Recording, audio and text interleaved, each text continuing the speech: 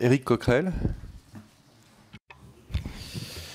Oui, Monsieur le Président, Monsieur le rapporteur, Mesdames, Messieurs les députés, vous disiez tout à l'heure que c'est un budget en rupture. Moi, j'y vois aussi des continuités, mais en tout cas, surtout, une aggravation par rapport à ce qui a été fait. La première chose que je voudrais contester, c'est cette espèce de jeu de mécano entre, d'une part, la hausse de la CSG, que nous considérons comme négative, puisqu'un peu injuste, et qui serait finalement contrebalancée par ce que vous appelez le gain du pouvoir d'achat. Bon, et le gain du pouvoir d'achat, ce n'est rien de moins que l'idée reprise, je suis désolé, mais c'est la première qu'il a indiquée pendant la campagne électorale à Marine Le Pen, c'est-à-dire l'idée qu'on va augmenter les salaires nets en prenant sur les cotisations sociales, qui pour nous et pour les initiateurs du système de sécurité sociale, je le rappelle, est un salaire socialisé et non pas une charge. Donc en réalité, on prend dans une poche, celui des salaires socialisés, ce que l'on fait mine de donner dans l'autre.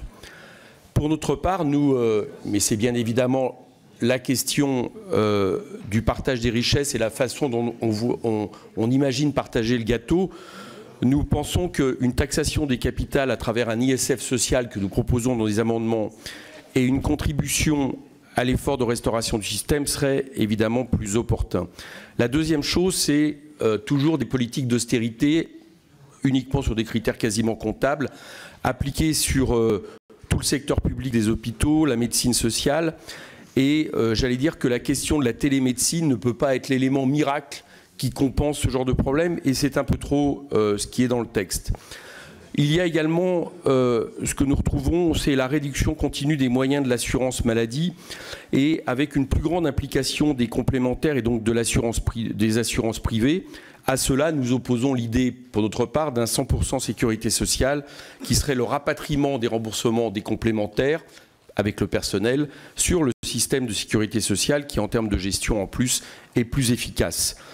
Nous remarquons aussi que vous avez un peu une image et une vision d'un PLFSS, finalement, de charité et non plus de solidarité. Je veux dire par là que nous avons bien vu qu'il y a quelques mesures pour les plus pauvres de nos concitoyens, mais ce que nous observons, c'est qu'en général, ces mesures sont prises ailleurs, sur le reste de la population, qui sont guère plus favorisés que cela.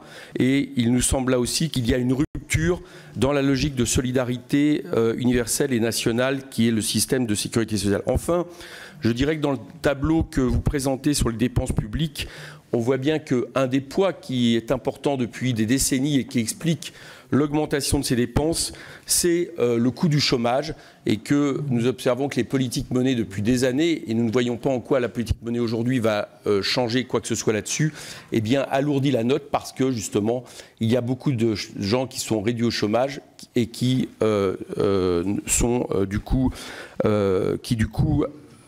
leurs conditions alourdissent ces dépenses publiques. C'est donc une autre politique qu'il faut pour effectivement permettre de réduire ce chômage. Merci.